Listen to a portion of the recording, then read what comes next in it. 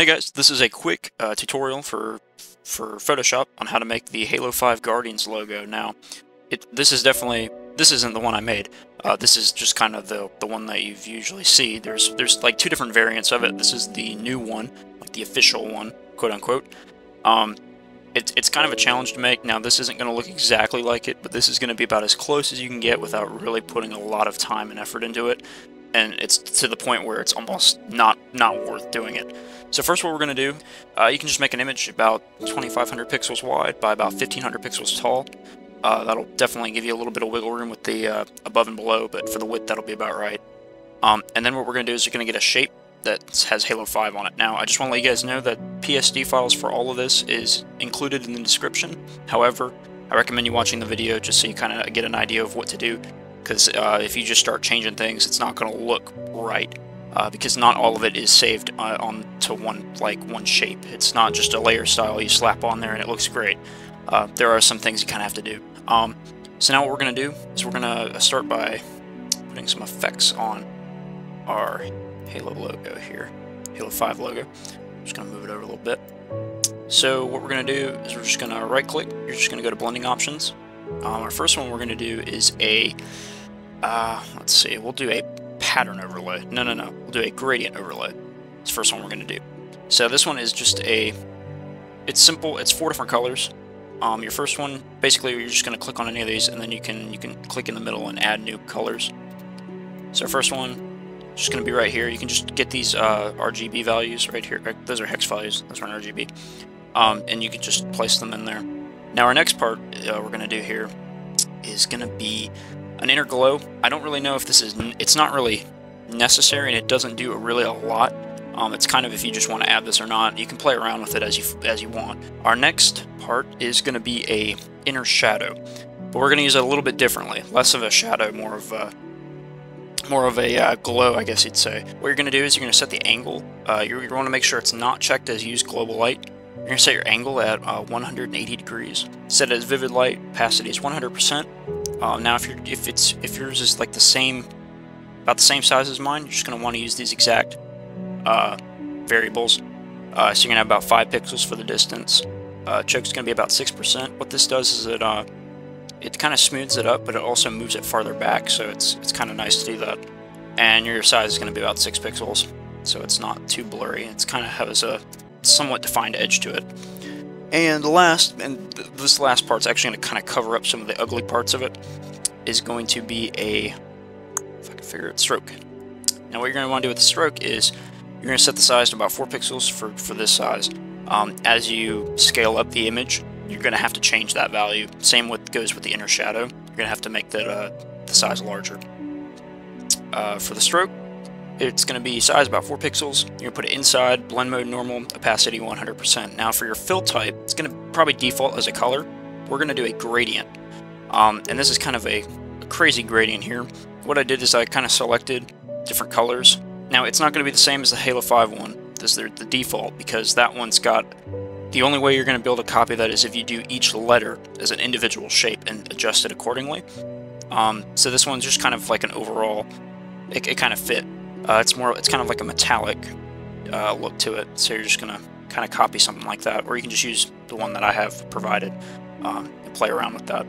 It's close, but not that close, so we're going to do a little bit more to make it look a little nicer. At this point, if assuming your image is the correct size that you want it to be, if you want it to be bigger, you're going to want to scale it now, make your changes to your inner shadow and stroke. If you're going to make it smaller, don't worry about it. We can do that later. But if you're definitely going to make it larger, now's the time to do so, and then follow along at this point. Otherwise, you're going to have issues down the road. So what we're going to do is we're going to duplicate this layer. Okay, we're just going to make the other one invisible. And we're going to rasterize it layer style. So that makes it a rasterized image. We're going to create a new layer. We're going to select back to our old one, and we're going to get the magic wand tool there with the tolerance about 20 pixels is probably okay. You're just going to click the background, and then you're going to go to select inverse. So you should have the Halo 5 part selected. Now we're going to go back to our new layer, and we're going to go set it to a I think it's add mask is what that's called, but it's not. Add vector mask, yeah, that's what it is. and so it should add a mask to that new layer. Now basically what that does is it allows you, so if you, give you an example here, if you start drawing around on it, it won't go outside of that shape that it has it selected to. Now what we're going to do is we're going to go to the elliptical marquee tool, and you're going to set it as 0 feather. And now what you're going to want to do is just kind of drag it so it kind of looks, this might take a little bit of work to get looking right. I think they cheated on theirs too. I think they went over and did a second one for the 5. Yeah, it looks like they did that.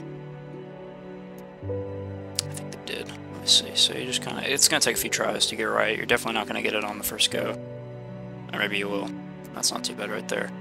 And I'm actually going to add a second one. So you just hold Shift and click. We're going to do another one. There, we'll do something like that. Since they technically, I think they didn't, that's not lined up properly. I think they just threw that in at the end. Now what we're going to do is make sure we have the left part of our layer selected, and we're going to go to just the paintbrush. We're going to size it down a little bit. I'm just going to gently go along the edges here. Okay, I might have went a little too high on that. Just going to gently go along it.